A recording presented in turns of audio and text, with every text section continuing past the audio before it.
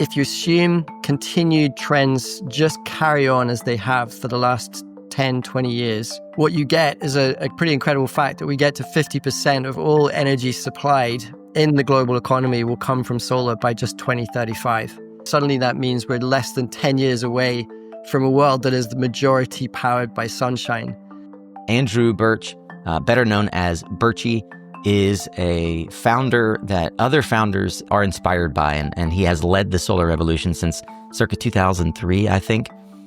Birchy has particular insight and viewpoint on how the solar industry is growing. Today, we're going to talk about a model that he is now backing with data so that we can put forth the reality, not just the hypothesis, that solar will be 50% of our primary energy in the world in the near future. We're not talking about when your grandchildren are reading the newspapers.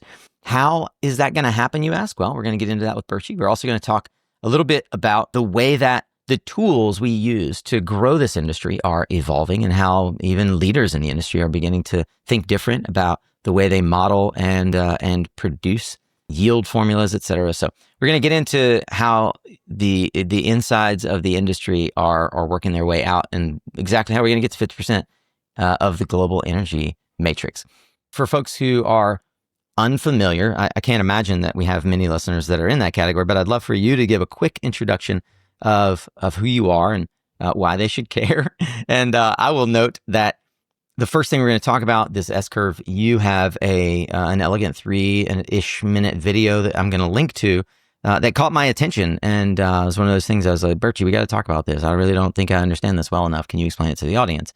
So, explain a little bit about your track record and how you even have the data that informs the S-curve. Yeah, well, so I'm the ultimate solar geek, I guess. I've been tracking and modeling this business and industry for coming up to 25 years. And the latest model is, having done all sorts of different policy pieces and startups in the space, what I realized in the last couple of years was that we were getting to the point where the math was getting really interesting on the compounding effect of the growth of solar.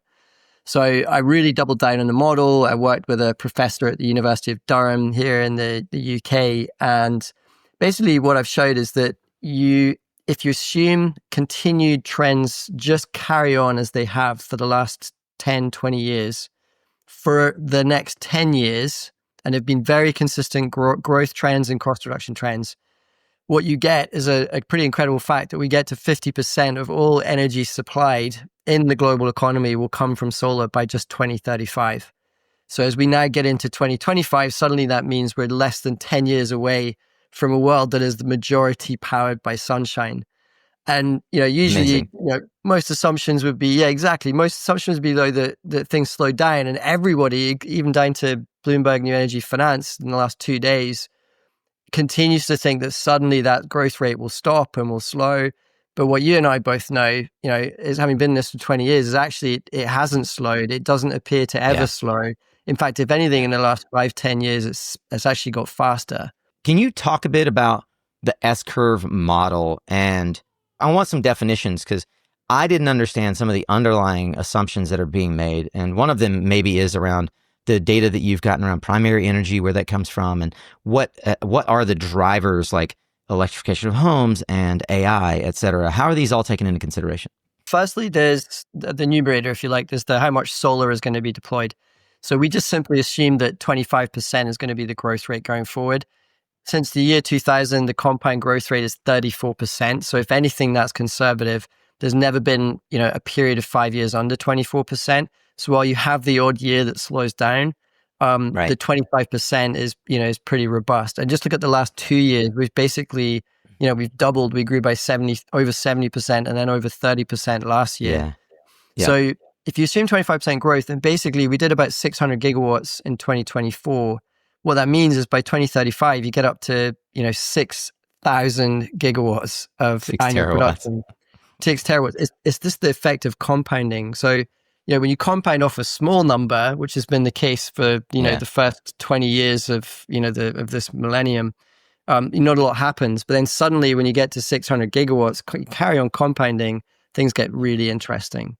So you take that number as the numerator, and then on the denominator, you say, well, what is the amount of energy that we're going to consume? So we assume total primary energy will continue to grow by the same 1.9% that it has grown for the last 20 years, for the next 20 years. What that means is total energy consumption will grow by 50% between now and 2050. But then if we also assume that we electrify the economy, and that's an underlying assumption, again, based on economics, because electric cars are now cheaper, X tariffs, it's just more efficient and better for the end customer.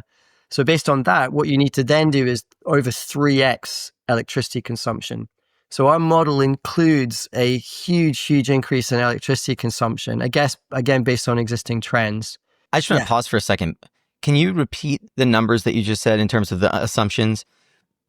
I just want to make sure people heard it and make sure I understood it, of what you're assuming for global energy growth rate. And I want to, before you say that, I want to establish that the annual global growth rate is somewhere typically between 2 and 3%. So that folks can, I just want to make sure people understand like base benchmarks and what your model's assuming.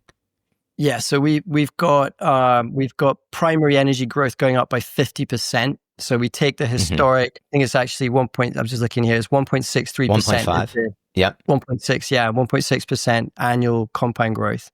You apply that going forward, you get to 50% growth between now and 2050. On the electricity, go ahead. Sorry, so your model is assuming a baseline growth of about 1.5 to 2%. Yeah. 1.5, 1.6%. Exactly, yeah. Okay. And then within that, you've got the shift to that energy being supplied by electricity. Yeah. So to have full electrification, what that requires is over 3x electricity consumption. So you're growing about 5% a year in electricity consumption, which is driven by the shift of energy mix to AI, by the electrification of transportation, heating, etc.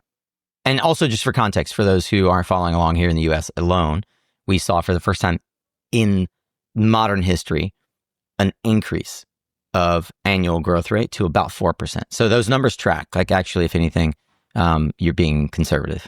Yeah, exactly. I mean, I don't think we've looked at this. We've had lots of academics and analysts look at it. No one individually looks at it and goes, any of the numbers are outlandish, or in fact, literally all we're just saying is this is trend growth. Right. And in many ways, people say, Birchy, this is a crazy forecast of yours. I actually kind of try and correct and say, look, it's not a forecast of mine. I'm not a forecaster. I'm simply making a logic statement that if existing trends continue, this is what's going to happen. Yeah. It's kind of like holding up a mirror to the industry and saying, this is what's actually happening. I think the more aggressive position is to assume that trends change, like the BNF view that solar is suddenly going to stop growing. That to me is a very aggressive choice of forecast given the past and the present. So we get to this 50% primary energy so much quicker because of the compound growth and following the trend of what has been happening. And I want to remind folks that, go ahead. One big correction. Sorry, Nico. So just to finish the math. So you have that primary energy growth, you have the electrification trend. The other correction is just when you electrify, and this is a really important point that very few people, even in our industry, yet have absorbed and done the math on. And I was embarrassed when I only figured it out, 12, 18 months ago. So when you use electric energy to power end demand, you need 60% less energy than the primary energy definition used today. Of course, the reason is because of losses. Because of losses. So the primary energy definition was a great definition for 100 years when we were burning chemical energy to generate movement and electricity and all the useful means of energy use. But that, think about a car. We only use 30% of the primary energy that goes into the fuel in the car to get motion out. It's 30% efficient. Whereas an electric car is 90% efficient. So you need so much less primary, in inverted commas, energy. So when you correct for that, you more than halve the amount of primary energy you need. One of the things that people will certainly look at this and model and say is like, well, that's all well and good, Birchy. It seems like to your point, you're following trends, but it seems like that's optimistic, especially given the current administration, at least in the United States, I want to remind folks that we've been in an era of nearly 14 years of imposed tariffs on the U.S. solar industry. And as you point out, we've been growing at north of 50% a year in a tariff-imposed environment. So for those who would suggest, oh, but Trump's going to put tariffs on everything, the U.S. market is going to crater. Well, that might be well and good. China, in Q4 of 2024, did more solar in one quarter than all of Australia in the entirety of Australia's solar history. So we have to keep it in context of what's happening globally. Speaking of Australia, you've been working on policies in Australia where you've hit nearly 33% of home solar penetration. You've been working on permitting reform, et cetera. What are the policies that you see really form the levers to hit this S-curve adoption in the next 10 years? In addition to doing the S-curve model, I've also really kind of honed down the learnings of the last 25 years of my work in the space into the 1, 2, 3 of what we need for policy. So the first, and it's changed from what we needed 20 years ago. 20 years ago, we needed to get to scale. Now we are the lowest cost energy solution on the planet. Like no one disputes that. That is now like a complete given. So the policies we need are how do you basically get to market more efficiently? So first thing we need is to not put tariffs on clean energy technologies, which sounds kind of obvious, but around the world today, you've got the doubling of the cost of an EV from China. You've got 60% tariffs on panels in the US. So just the simplest thing would be to realize that that's not efficient. The argument that it is about jobs is a false argument. 90% of the jobs in the value chain are not manufacturing jobs. They're local jobs. Right. The argument that it's about energy security is misunderstood. If I can quickly just hit on that. In Europe, for example, this fear we've translated to solar was the fear from the gas supply from Russia, where 30% of primary energy is coming from Russia, and they can switch that off overnight. Very different with solar. When you have the panels on your roof, you can't switch off the sun. So the only thing they could do is actually switch off incremental new supply. Now we're holding 100 gigawatts of supply in the States and another 100 gigawatts of supply in Europe, and you've now got 50 gigawatts of capacity that you could very quickly bring online in the States. So there is no security risk. Like that's absurd. You could easily dial that up if there was a World War III.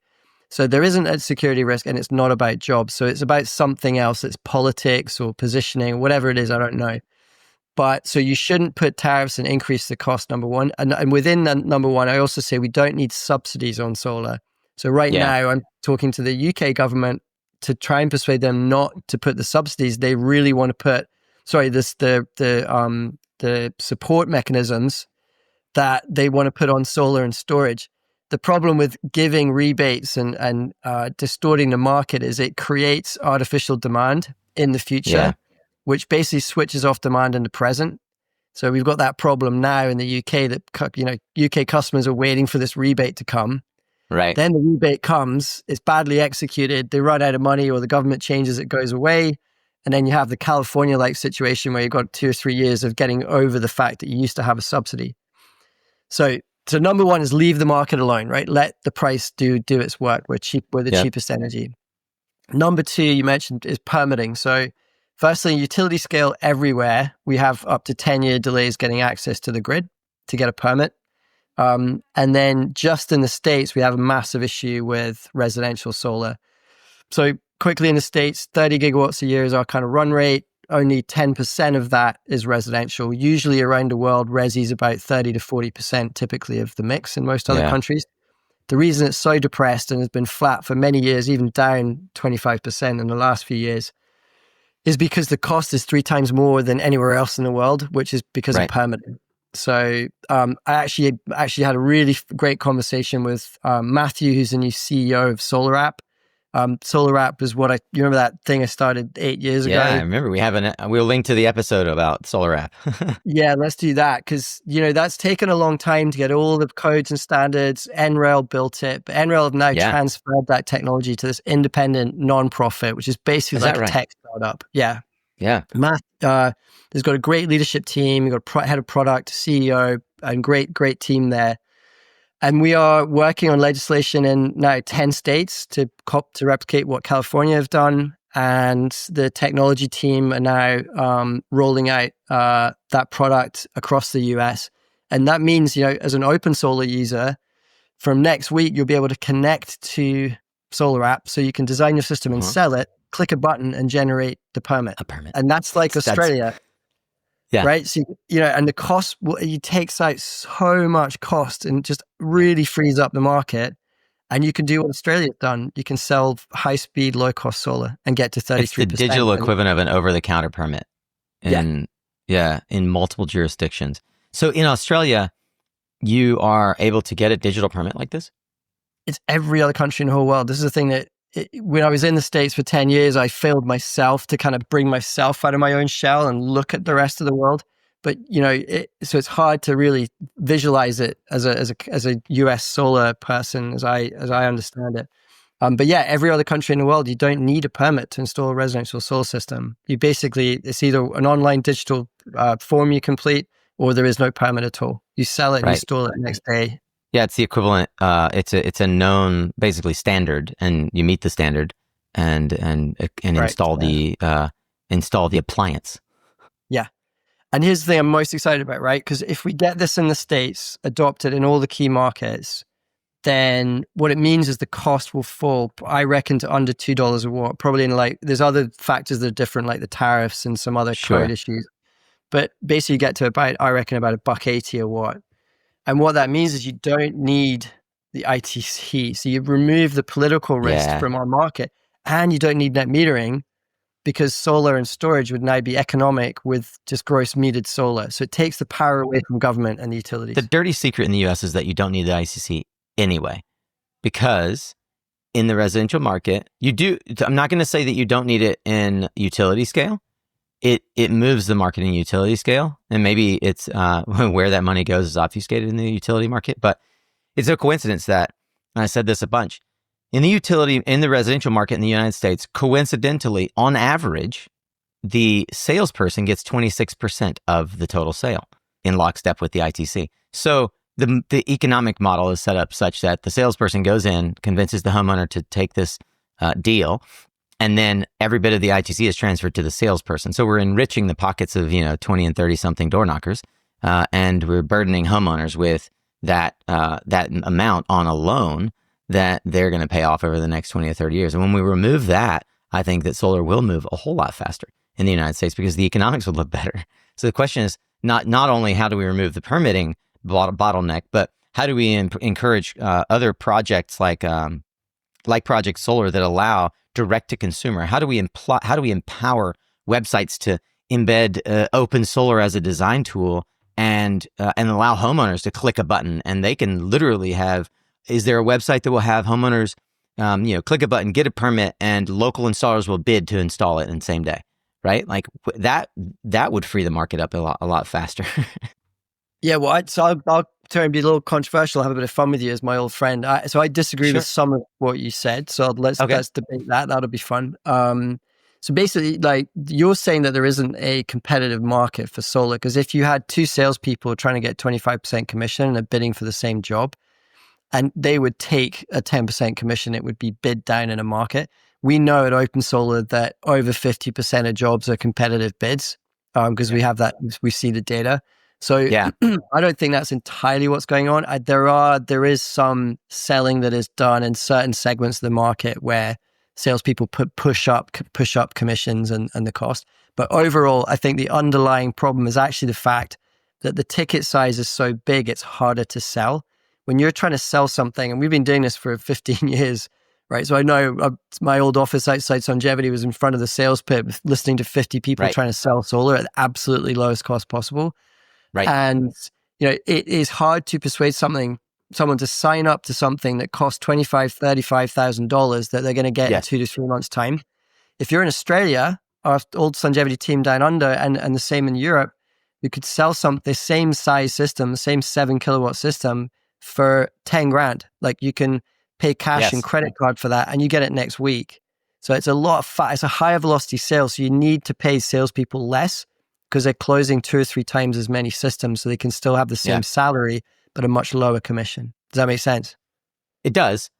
However, you know as well as I do that in the U.S. the sales teams work off of red lines, and so the only people that get beat up in the cost model are the EPCs. Like EPCs are still forced to do this, the installers at single digit margins, right? Yeah. Like while installers are making single digit margins, sales teams and these broker teams are doing, you know, hundreds of thousands and millions. They're making as much. They're making more often than the installer in terms of overall profit for much less risk. And it's a question of like risk adjusted reward. So I generally believe that we don't have a risk adjusted reward on the sales team.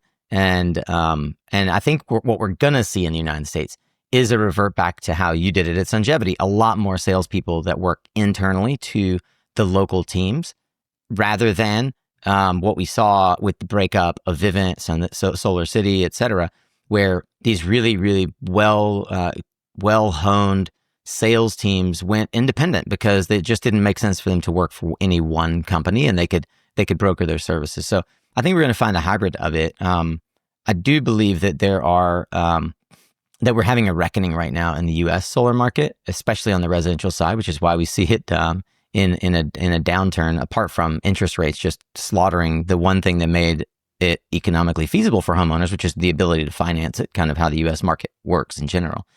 Well, I'm curious. I mean, you have way more data on this than I do. All of mine is conjecture. I'm not looking at the back end of OpenSolar. One of them. You guys have millions of designs flowing through on a monthly basis. What do you see happening in 2025? I mean, give me some good news, hopefully, about what's going to happen, at least in the resi market. Globally, the fact that interest rates are no longer going up is meaning that the residential market is growing again. Everywhere where the market is open and free, where tariffs aren't increasing, you do have pretty solid growth now. The other big trend is battery attachment, where in the UK and in Australia, Germany, Europe, you're seeing a massive increase in battery attachment, as high as 80% now here in the UK. And you see that in California when you go to gross metered, similarly, 80 plus up to, Hawaii and California, 80, 90% attachment rates. So that's a really exciting trend, and that makes it more sustainable as well, as an industry. In the US, I think the real hope, and I've been banging on about this for 8 years, but given that Solar App is now finally funded as a standalone entity, if we can roll Solar App out aggressively, that will literally take a ton of cost out of the contractors' cost bases, so we can get out there and sell faster and cheaper and better. Yeah. And I think it will address the thing it should address, and this is what you've been working diligently for a decade on. It should address the one thing that is fundamentally different with other markets. Like you said, homeowners being able to put it on their credit card is one thing, like having the cost basis low enough that they could go, okay, well, this intellectually makes sense. But being able to see it installed the way we used to, like Vivint was literally pulling permits and installing a project in one day in Hawaii, right? Like we've already seen in markets where these limitations were removed, where you get over the counter permits, that you can sell, permit, and install in one day. Vivint did famously did a test where they were using ZEP and Enphase, so it helps like having the right kit. But they did 3 cell installs in one day in Hawaii. Thankfully, the days are long, but the point is what they removed, and the test was not against the efficiency of the sales team or the efficiency of the install team. It was the fact that they could get same day permitting, right?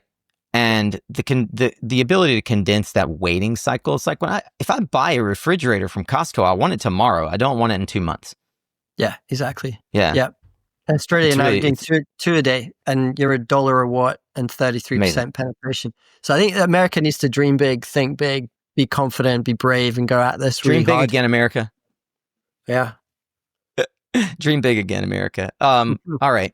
Well, we've mentioned OpenSolar. I would love to hear how things are going with your not so new startup anymore. You've been the pioneer. Literally, Sungevity pioneered online solar sales. So maybe for folks who are unfamiliar, how does OpenSolar take that legacy and move it into the modern solar era? So we've just spent a good part of our lives really using software to try and make selling and installation more efficient. So the whole vision of OpenSolar was to make that software available to everyone. So we started, when I 8 years old. We're not as young as we used to be. But we have users in over 150 countries. We have over 50% of the Australian user base, contractor base.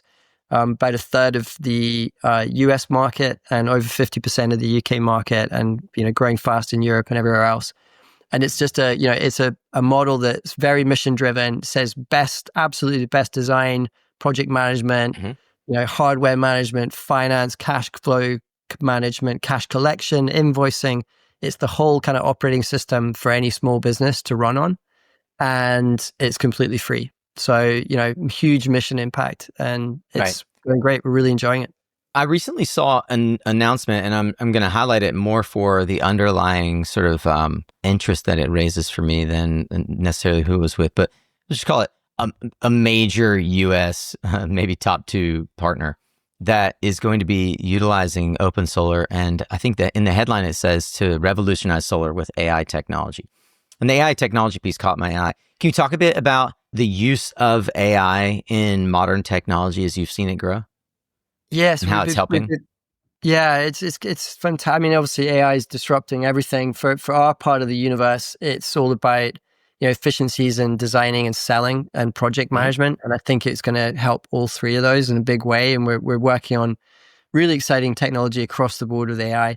The first thing we've launched is the AI on the design side, and that basically we partnered with Google to use their really incredible data set to automatically design solar systems for 80+% of roofs in the US and Europe, and that basically means fast customer response, really high accuracy, and saves a ton of time and money, and helps customers get the answers quicker, helps them close faster and go solar. Yeah. Is there a world where the major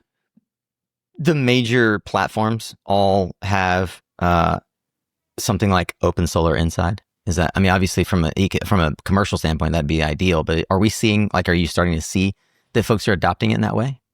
Yeah. I mean, we're sort of, again, we're very mission driven. Like, whoever can use our technology towards the mission, it's kind of our rule. Like, we're literally looking at this rule book yesterday in the team.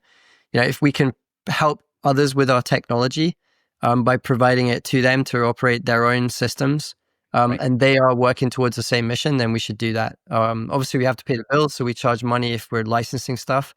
If you use our platform our way as a contractor, then it's completely free. But for other platforms and utilities and big organizations that want access to market intelligence and technology, we're kind of here to help them too. Amazing. I love the part that you just sort of slipped in there. It's completely free. And that was the thing that made OpenSolar the global dominant design tool in the world, where many of your peers have entrenched positions at relatively at not free rates. I think that one of the things that's important to note, I mentioned sort of the press release that I was referring to of you guys basically becoming the standard for one of the biggest solar companies in the US. Presumably they're moving away from something where they were paying a fee and now they're paying a smaller fee as a license, but they're standardizing around a tool that does just as well or better, right? Like, you're not gonna move away from a tool that you've been using for something that costs less if it doesn't do as good or better a job. So I just want to give you virtual kudos there, because there's something that all along the naysayers of I think the competitive solar design tools in the marketplace, of which there are so many, have said that there's not a place for a free tool in this market, because it can't possibly be as good. And you're proving that it can every single day. Lastly, you are championing, one of the things that is the through line of this interview is that you really are championing global solar policy that makes sense, and even to the extent to say to your own government in the UK, we don't need tariffs. And one of the ways that you are helping, sort of want to rally behind that, is this Global Solar Council. Can we finish just talking about the Global Solar Council? What is it, and why should people know about it and care? Yeah. So a couple of last thoughts on policy. I think that what we needed 20 years ago is that market formation, feed-in tariff support structures. Now it's all about market access and standards so that we can have an open market for all customers, big and small, utility scale down to 4 kilowatt system on a small roof that can access the market and be compensated fairly. So I've come to the belief that we need a global solar representative body, even looking, outside of the markets you and I know well, in the States and Europe and Australia. You've got, 60 or 70 emerging markets that have no solar association and no Right. framework. So the idea of the Global Solar Council that I've been working with Sonia, who's this amazing, super, just really incredible, bright CEO of that entity, is to take the Global Solar Council's kind of global coverage to create a standard, what we're calling the electric protocol, kind of like a bill of rights for the solar industry, or just kind of like the internet protocol for the worldwide web. We need an electric protocol for the worldwide grid. And so the idea is that there is a standard protocol that we can help all countries achieve. All the countries can look at each other and go, yes, this is in line with what these other nations are doing, because the Global Solar Council is basically working along the same metrics and the same standards. And it means that everyone can access the grid. Everyone has the right, the kind of like the Bill of Rights pieces that we can all plug into the grid for free.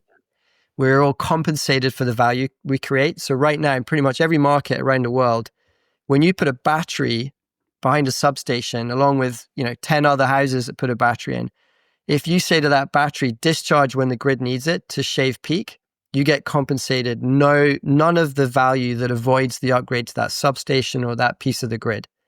So we need a mechanism that basically allows distributed energy to participate in a fair framework against grid upgrades and alternative large energy spends. So this electric protocol concept is something that I think is really important to this next phase of the S-curve. To get from 5% penetration to 50, we need a standard that we can scale through. Global Solar Council is doing really wonderful stuff. And OpenSolar and I recently joined with them to try to help really promote that. Birchy, thank you for taking the time to give us more insight into how the solar industry truly is becoming the dominant form of power on the planet, and powering our new industrialized future, rather than leaning on